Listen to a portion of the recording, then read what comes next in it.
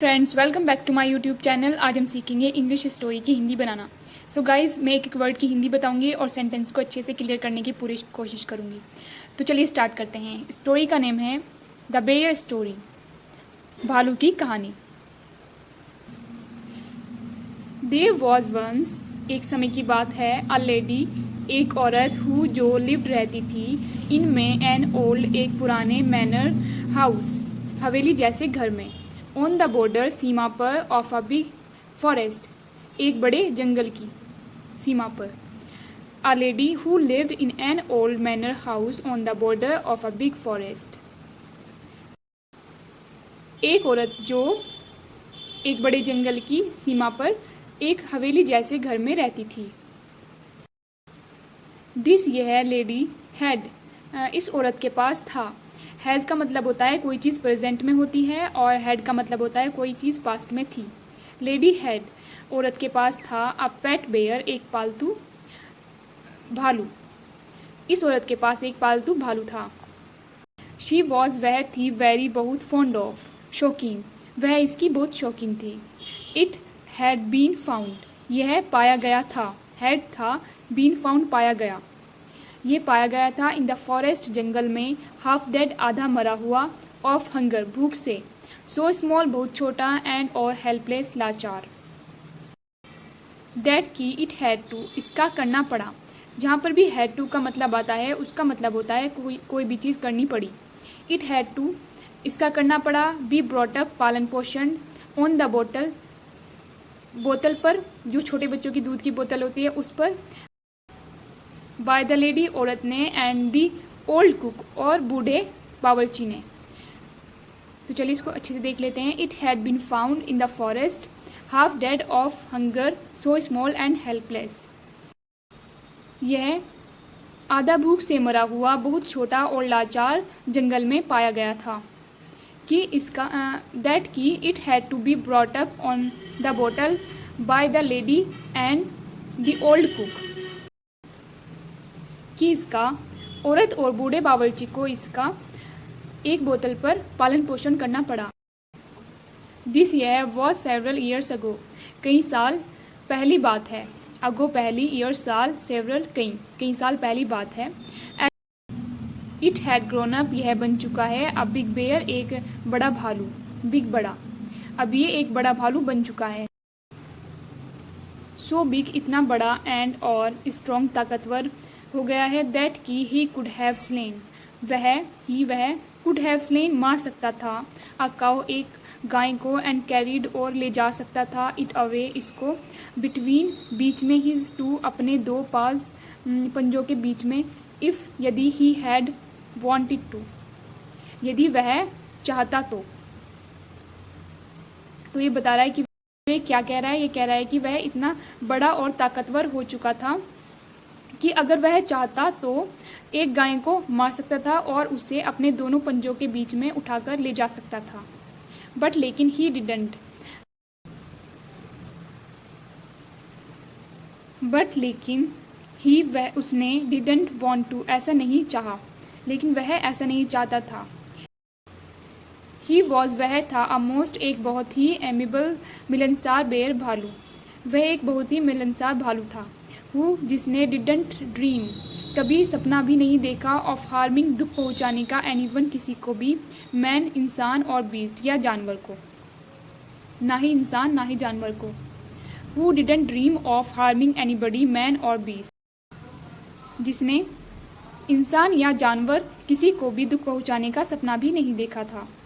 He use to, ही, वह, use to seat, बैठता था, जब भी पास में कोई काम होता था उसके लिए हम यूज टू लगाते हैं, जैसे लगातार वह बैठता था, वह खाना खाता था, तो इन चीज़ों के लिए हम यूज टू भी लगाते हैं। आउटसाइड, बाहर, हिज कैनल, अपने पिंजरे के, कैनल होता है पिंजरा, एंड लुक, और देखता था, विद से, हिज स्मॉल, अपनी छोटी, इंटेलिजेंट, बुद्धिमान, आइज, आँखों से, मोस्ट, बहुत ही, एमिकेबली, स्नेहपूर्वक से, एट द कैटल, मवेशियों को, ग्रेजिंग, चलते हुए, इन द फील्ड, खेत में, नियर बाय, पास के। He use to sit outside his kennel, वह अपने पिंजरे के बाहर बैठता था, and look, with his small intelligent eyes, most amicably, at the cattle grazing in the field nearby. पास के खेत में चरती हुई मवेशियों को बहुत ही स्नेहपूर्वक आंखों से, बुद्धिमान छोटी छोटी आंखों से देखता था। कैटल यानी मवेशी, जो जानवर होते हैं जो खेती बाड़ी और दूध या मांस के लिए पाले जाते हैं, उनको मवेशी कहते हैं और इंग्लिश में उनको कैटल कहते हैं।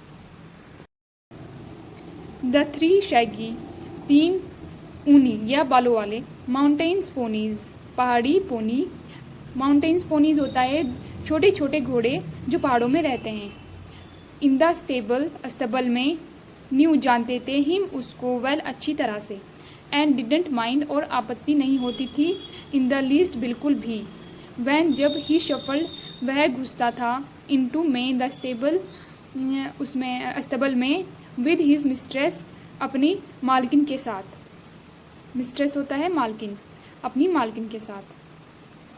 The three Shaggy mountains ponies in the stable knew him well, 3 अस्तबल में रखे 3 ऊनी पहाड़ी पोनी न्यू हिम वेल, उसे अच्छी तरह जानते थे, and didn't mind in the least और बिल्कुल भी आपत्ति नहीं होती थी, when he shuffled into the stable with his mistress, जब वह अपनी मालकिन के साथ अस्तबल में घुसता था।